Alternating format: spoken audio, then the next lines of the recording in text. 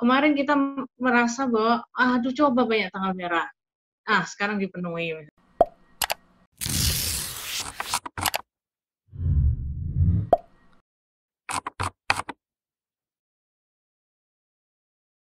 Kesempatan kepada saya untuk berbagi ya, berbagi suka duka lah gitu. Karena kita sama-sama ini mengalami situasi tidak enak ini. Sedunia, kita sedunia mengalaminya. Memang inilah apa namanya masalah global yang nyata yang kita hadapi di depan mata, yang membuat kita semua tiba-tiba dalam hitungan mungkin hari, ada yang hitungan minggu, berubah pola hidup kita. Yang biasanya kita punya rutinitas tertentu selama bertahun-tahun gitu ya, tiba-tiba ini harus berubah mendadak. Yang rutinitas itu bisa berubah, mungkin ada yang lebih senang karena berharap banyak kerja di rumah, mungkin ada yang lebih senang karena berharap banyak tanggal merah, ini hampir setiap hari tanggal merah karena nggak masuk kerja. Mungkin ada yang senang karena nggak harus mengalami kemacetan dan transportasi perjalanan yang panjang ke tempat kerja, pulang lagi gitu kan. Ini sekarang kita nggak perlu transportasi, kita bisa ketemu. Gitu. Jadi memang ini menurut saya ini adalah satu tantangan yang luar biasa bagaimana kita bisa merubah cara pandang terhadap kehidupan, ya, bahwa semudah itulah perubahan itu terjadi bagi Yang Maha Kuasa ya. Artinya kemarin kita merasa bahwa aduh coba banyak tanggal merah. Sekarang dipenuhi. Aduh coba ya ini bisa dikerjakan di rumah, bisa sambil ngomong anak, bisa sambil masak gitu. Nah, ini sekarang terpenuhi gitu. Jadi di satu sisi yang lain, tapi perubahan ini juga banyak yang sulit menerima. Ya. Sulit menerimanya terutama karena situasi uncertain-nya, ketidakpastiannya. Ya memang tidak bisa dipastikan ya kapan pandemi ini akan berakhir, karena memang ini adalah natural ya, bencana yang sifatnya sebetulnya alami ya, sehingga kita tidak pernah bisa memprediksi kapan selesai.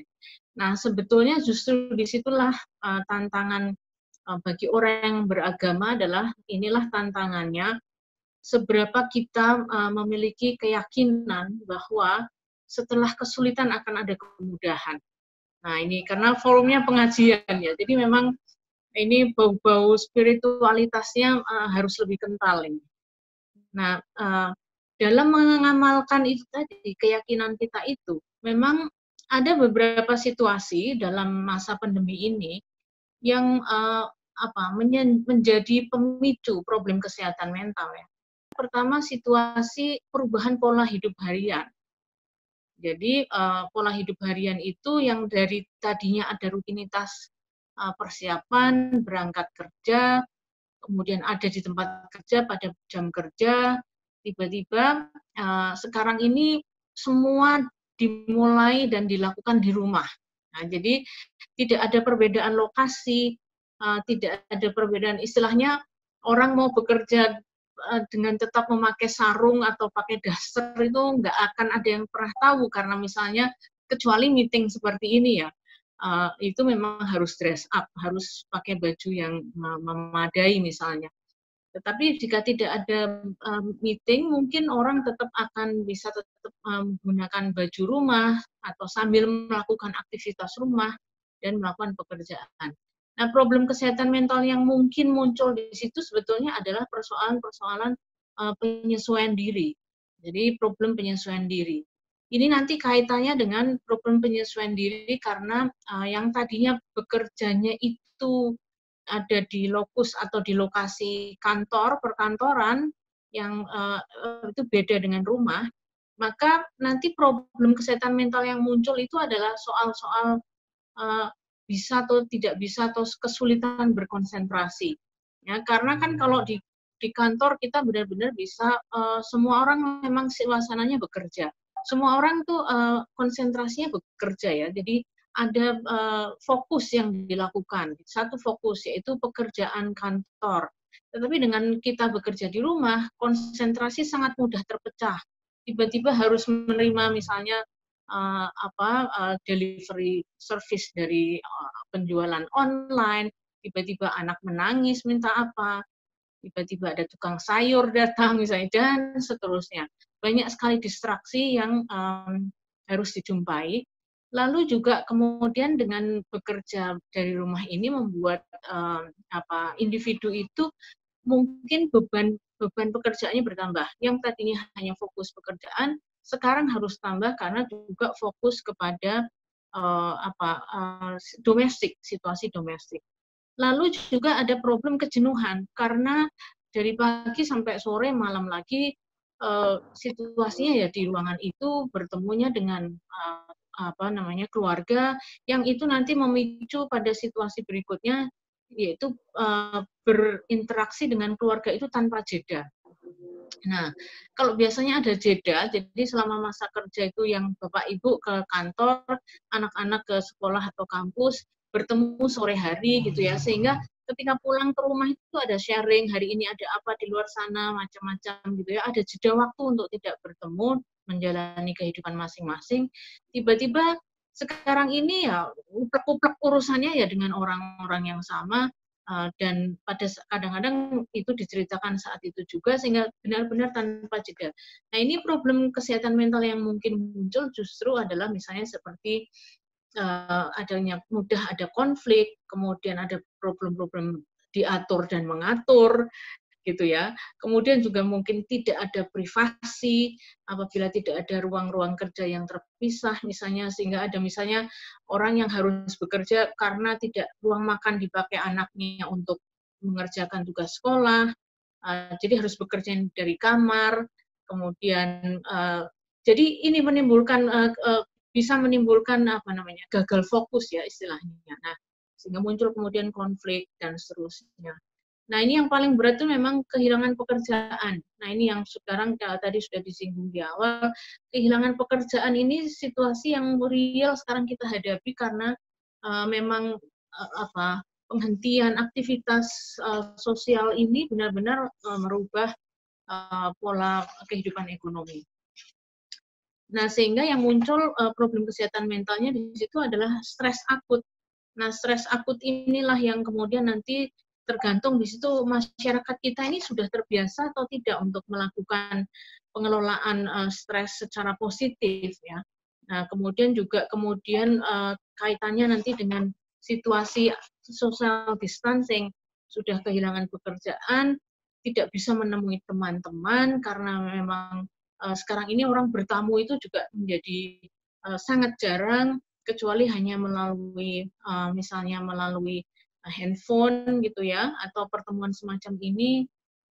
Lalu juga ada situasi munculnya stigma. Nah, ini karena ada orang-orang yang memiliki keterpaparan lebih terhadap COVID dibanding yang lain.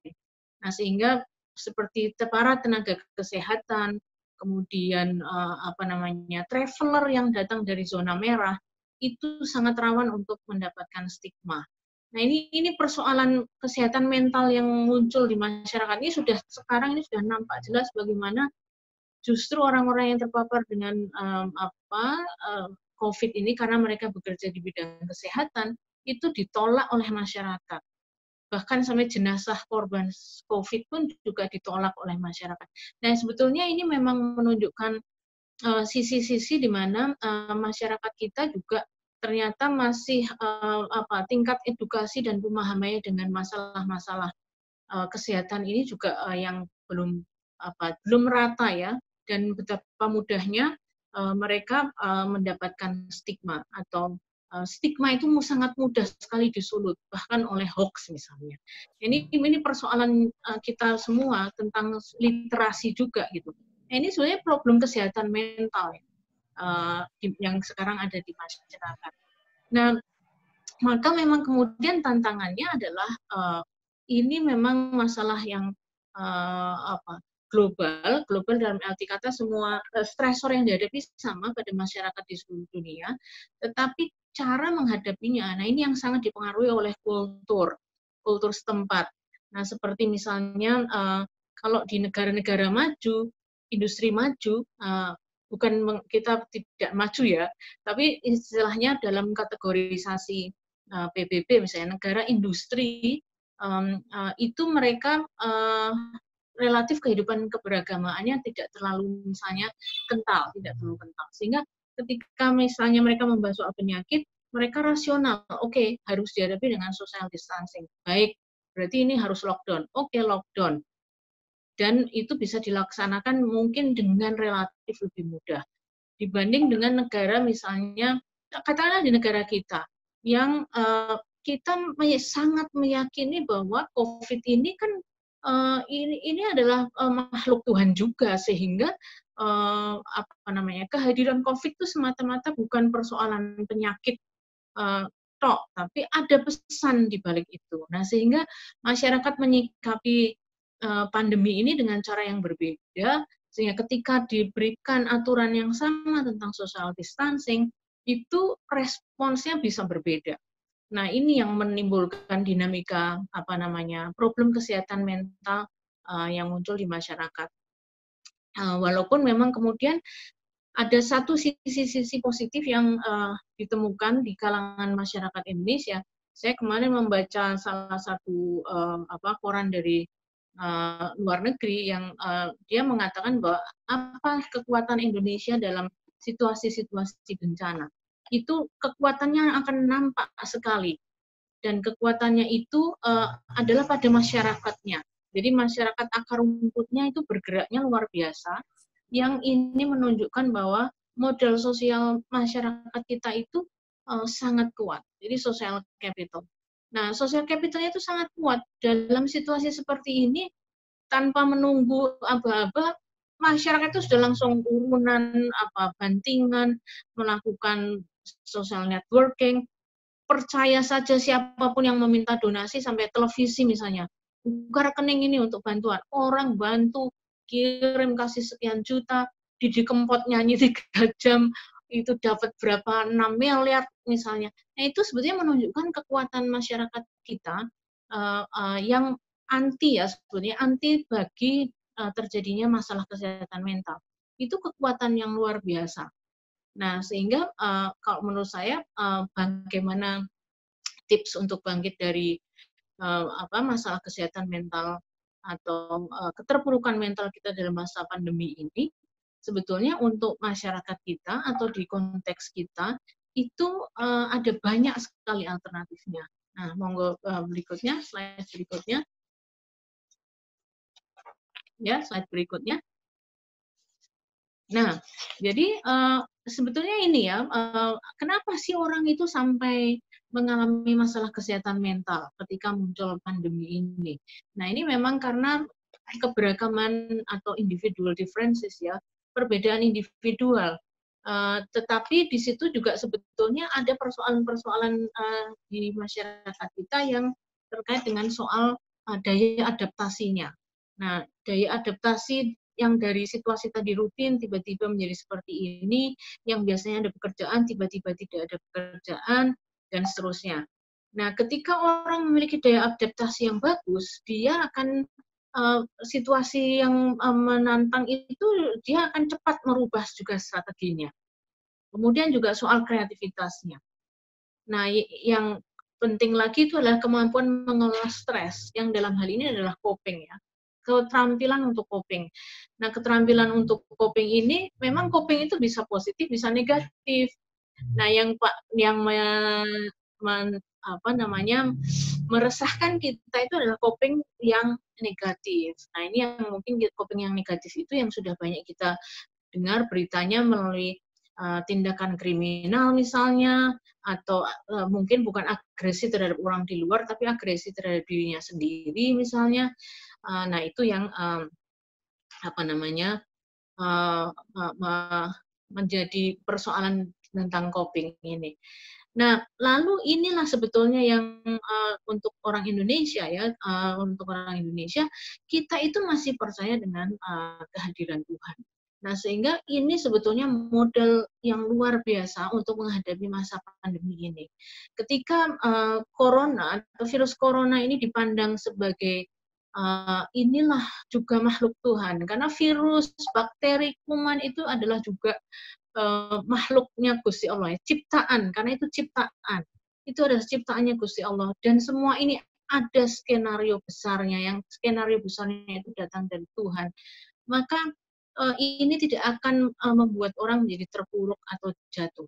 Ya, terpuruk atau jatuh dalam bentuk-bentuk iya, misalnya kehilangan pekerjaan, gaji yang dipotong, tunjangan yang tidak diterima, tidak ada THR misalnya, itu hanya bentuk-bentuk. Tetapi substansinya inilah salah satu bentuk ujian yang dirupakan dengan berjangkitnya virus corona. Nah, kemudian juga ini ada beberapa hal yang lain yang secara eksternal itu juga memunculkan kemungkinan masalah kesehatan mental di masyarakat. Nah, ini soal sarana prasarana di lingkungan, kemudian tadi itu modal sosial masyarakatnya, lalu juga bagaimana pemerintahan yang mengayomi dan jelas arahnya. Jelas arah di dalam situasi yang uncertain itu sangat membantu bagi masyarakat untuk tidak berkembang masalah kesehatan mentalnya, tidak menjadi negatif maksudnya. Nah, jadi lalu apa yang bisa dilakukan? Nah, saya kira ini nanti akan dibahas oleh pakar NLP kita, karena memang kalau dalam teori psikologi itu memang ada salah satu teori besar itu yang mengatakan bahwa semua berakar dari pikiran. Nah ini, jadi pikiran itu adalah kalau dalam ajaran agama, kenapa diajarkan husnudon, berprasangka baik atau positif, itu karena memang semua berangkat dari pikiran itu menilai sesuatu positif atau negatif. Karena begitu sesuatu hal dinilai positif, akan memunculkan emosi positif. Dan sebaliknya, jadi ketika sesuatu hal dimaknai negatif, seperti misalnya virus corona ini, kita maknai negatif, oh ini mencelakakan, oh ini mengerikan, oh ini menular dan menyebabkan orang sakit, dan yang negatif seperti itu, oh ini akan menyebabkan saya kehilangan pekerjaan, oh ini akan mengganggu, dan seterusnya. Yang akan muncul terus adalah nanti emosi yang negatif. Nah ini yang keterampilan istilahnya mungkin mereframe ya, membingkai ulang hal atau pikiran yang muncul negatif ini, bagaimana bisa dibingkai ulang menjadi positif, sehingga bisa memunculkan emosi yang positif. Itulah yang sekarang ini diperlukan oleh masyarakat kita sebagai keterampilan mengelola stresnya.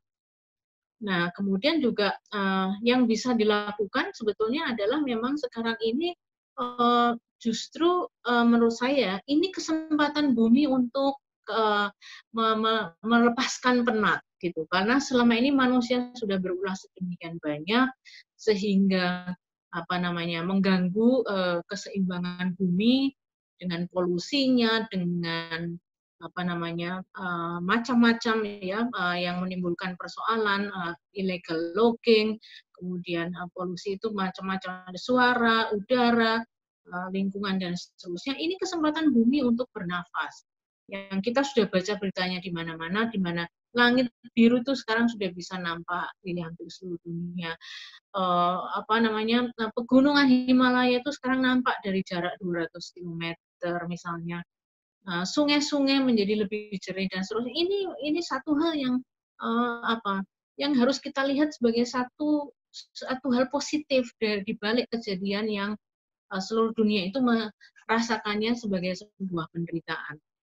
Nah, maka ini yang bisa kita lakukan sekarang adalah ya bersabar dan menjalani ini dengan keyakinan bahwa ini nanti semua akan berakhir.